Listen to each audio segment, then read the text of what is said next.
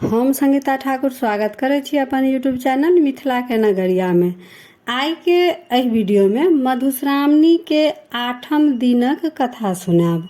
8म दिनक कथा अछि गौरी के विवाहक बर बरियाती के वर्णन अछि एहि कथा में। तो अगर चैनल पर नया छी तो चैनल के सब्सक्राइब जरूर कर लेब, कियाकि एहि चैनल पर मिथिलांचल से जुड़ल हर पाबनि तिहार के जानकारी, धार्मिक कथा आ पूजा पाठ से जुड़ल उपाय भेटत। तो चलू आब 8म दिनक कथा सुनी।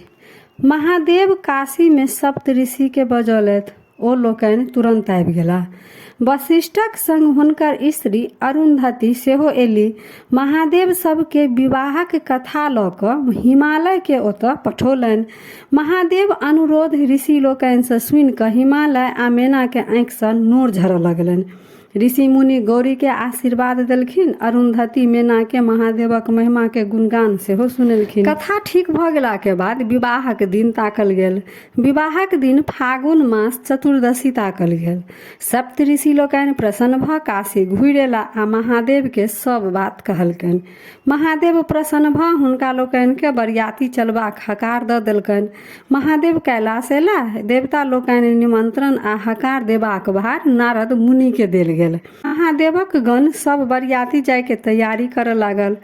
बर के सजावल जाय, हुनका गहना की देल जेतनि, जै छनि से हुनका गहना तकरे बढ़िया से सजायल जाय। माथ पर चंद्रमाक मुकुट, शरीर में सांपक गहना, जटा के झाड़ि कऽ नीक जकाँ बांधि देल गेलनि। नवका बाघंबर ओढ़ा देल गेलनि, किंतु एतबे श्रृंगार में महादेव परम सुंदर लागऽ लगला। 4म दिन महादेवक बरियाती हिमालय तक पहुँचल। हिमालय अपन कुटुंब संग बरियाती लोकनि के सत्कार में लागि गेला। मैना के बड़ मोन लागल छलनि जे जहि बर लेल गौरी अतेक कष्ट सहलनि से बर केहन अछि कनि देखतहुँ। ओ नारद मुनि के संग लऽ कऽ दुआरि पर बर देखबाक लेल गेली। सबसे पहले गंधर्व राज एला। हुनका सुंदरता देख कऽ मैना के भेलनि जे यैह बर छथि। ओ प्रसन्न भऽ गेली।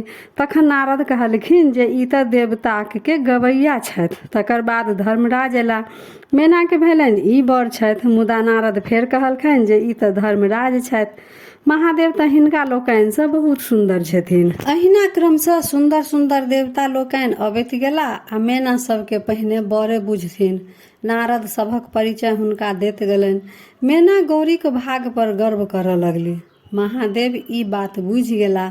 ओ किछ तमाशा करऽ चाहलखिन। आब नारद कहलक जे देखू वैह बर आबि रहल छथि। आब महादेव आबि रहल छथि, हुनका देख कऽ आब अपन नैन जुड़ाउ। मैना सावधान भऽ कऽ हुलसि कऽ देखऽ लगली। पहिने महादेवक सेवक भूत पिचास जतेक छलै सब आगू आयल। ओकरा सभक पोशाक, बाजब भूकब आ नाच गान देख कऽ मैना डरा गेली। जी धक धक करऽ लगलनि जे कहीं बरो तऽ एहने नहि छथि। ताबे महादेव सेहो चलि एला।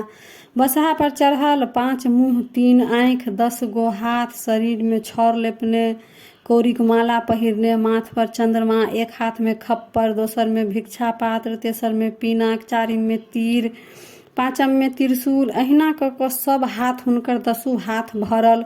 ऊपर से ओ बाघंबर पहनने छलखिन। सौंसे शरीर सांप लटकल, आँखि मुन्ने, थरथर काँपैत। नारद कहलकनि यैह छथि बर, यैह छथि महादेव। ई देखते मैना तऽ बेहोश भऽ गेली। मैना कहि उठली, जिद्दी गौरी की केलहुँ, एहन बर संग कोना रहब, आ ओ बेहोश भऽ गेली।